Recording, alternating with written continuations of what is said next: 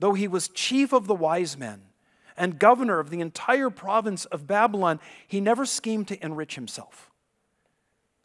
He was what a person in his position ought to be, a servant.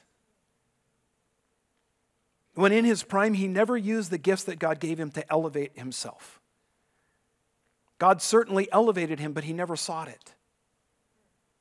So much of the book of Daniel illustrates the truth that those who exalt themselves are humbled, while those who humble themselves are exalted. Daniel never aspired to be great, only faithful. And so God made him great in a way that we still honor him today. We are here studying his book. But Daniel never grandstanded. He never prostituted his amazing gifts and talent. He never angled to profit from them. Yes, he accepted fair, just income, but only so that he could remain faithful. And here he is now, coming out of retirement for an encore performance. And like the offer of big bucks to the 70-year-old rockers to do a reunion tour, Belshazzar offers to pay him handsomely if he'll climb back into the seer mode and play the old hits one more time. And Daniel says, no thanks. I'll tell you what the words mean, but you can keep your stuff. How we could wish that all God's servants had the same integrity and humility and faithfulness. There are some amazingly gifted people who can preach and teach and sing and act and lead. And like Daniel, they seem uniquely positioned to do an amazing work in and for the kingdom of God at a specific moment in history. But instead of following Daniel's example of humble service, they accept the celebrity that the industry of churchianity heaps on them.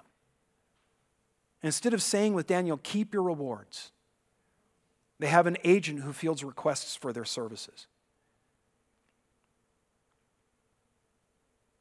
Their fee is between $5,000 and $50,000, and the writer is 50 pages long and includes which bottled water they want and where to get a quinoa and kale smoothie.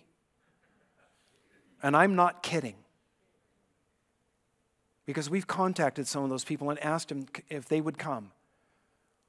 And their agent has sent us the pack of what they require.